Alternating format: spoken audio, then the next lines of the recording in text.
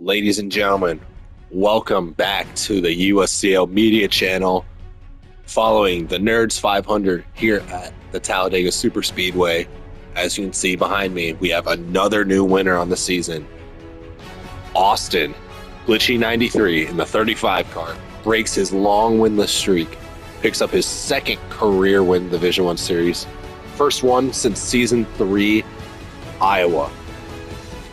He played it perfectly, got out in front at the right time, was able to hold off the entire pack. This race had a little bit of everything. Had some pit strategy, had good 3x3, sometimes 4-wide racing with multiple lanes working, but it also had the crashing and the chaos of normal Talladega.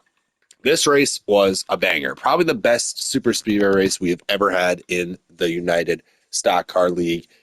It was a really, really good race. So let's just give you a quick rundown. Stage one basically went off without a hitch at all. Actually, the draft was not tuned correctly, so not really a lot of people could get a run. So by the time the pits had cycled out, almost everyone was really spread out, and it just was not Talladega. Mason ended up taking the very first stage, and he actually I was near the front most of the race. Who would have thought that for a Talladega race? And at the end of stage two, at the end of stage one, we had to go back in, tweak the draft settings just a little bit, and then we were back to racing. And that's what gave us the 3-4 wide racing that we saw.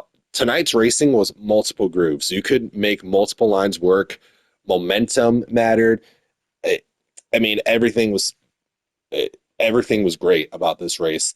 Everyone was being pretty ethical racing, just a couple of dumb blocks here and there, but you're going to have that with high-speed super speedway racing. Stage two, once again, one pit stop in the middle of stage two, and then it was a sprint to the finish of about an 8-car pack. I believe Queeg or Hobbs took stage two. Can't even remember. But then we got to the chaos of stage three, 55 laps. So everyone did not know how many stops they could make it in. Could you make it in 2 stops? Could you make it in 3 stops? Well, we actually had a bit of a hiccup. We had finished the first round of scheduled pit stops, and out of nowhere, wheels just started flying off the cars with about 20 laps to go, which prompted a caution.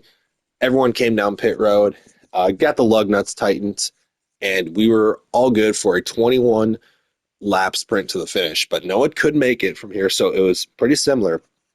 It's just split these last 20 laps in half, and then it was an all-out sprint to the finish line. And everyone was jostling for position. We were all pushing pretty good, but as you can see here on the final lap, no one wanted to work with each other. Austin played it safe, was hanging back with about 4 laps to go, then got to the front, and no one else wanted to push to try to get up to him. So Austin didn't even have to do any sort of maneuvering or anything. He just let everyone behind him set themselves on fire, and Austin comes to the line for the win, winning on mobile, by the way. Unfortunately, was in a bit of a time crunch, could not get him for an interview, couldn't get Hobbs for an interview, couldn't get Cripple for an interview. We'll talk about him in just a second. I couldn't get anyone for interviews tonight. This is a very bare bones post-race report, but I wish I could get some interviews to, explain how good the racing was tonight. It was none of that low lane, one line, tomfoolery. People were making the middle work. People were making the top work. People could make the low line work at times. I think this was just a perfect storm, perfect racing. 10 out of 10 race for me.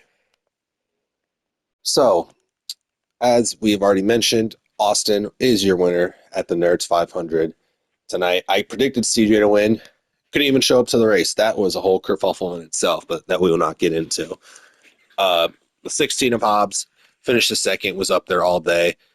The 32 of Crowdy finishes third. How about Cripple in fourth? This is a day that he needed.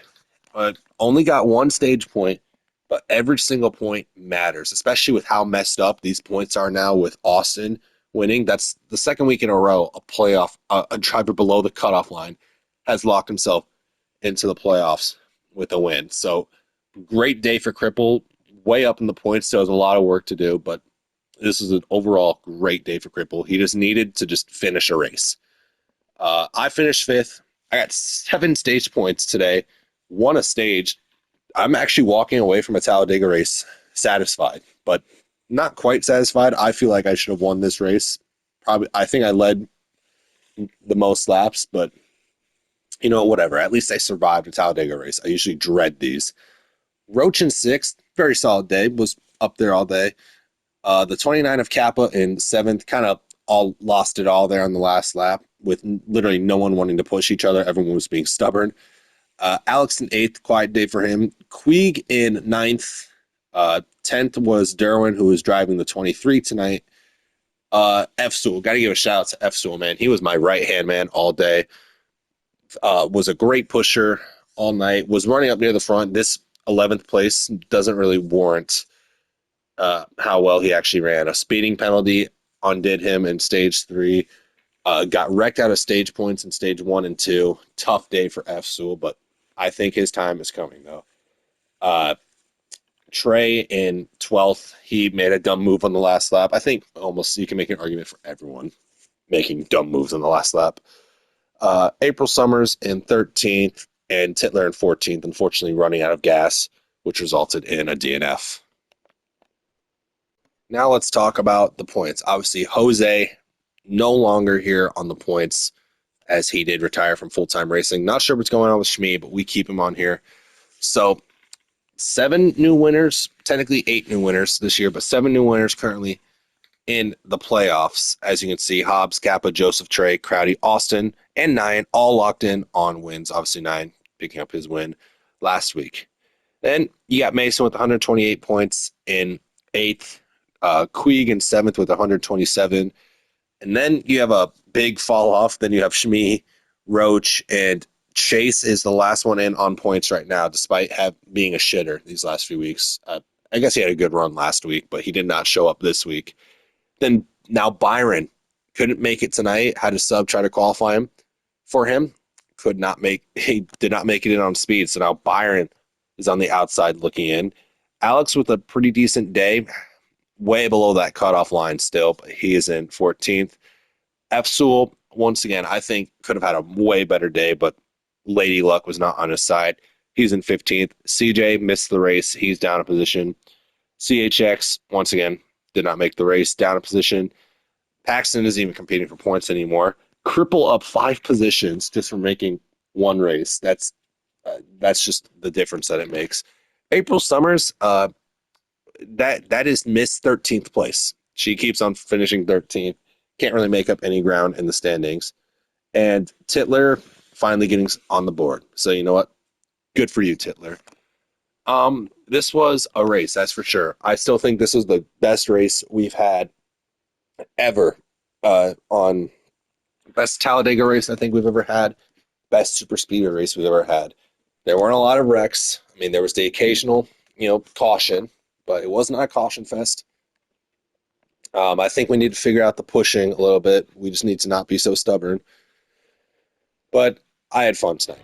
I think everyone had fun tonight. Good race. And now we head to the biggest race of the year, I think, arguably. The Coca-Cola 600 next week. We're running full distance. I have something very special planned for the Coca-Cola 600, honoring our troops for 600 miles. I'm Mason, signing off. We'll see you next week at the Charlotte Motor Speedway.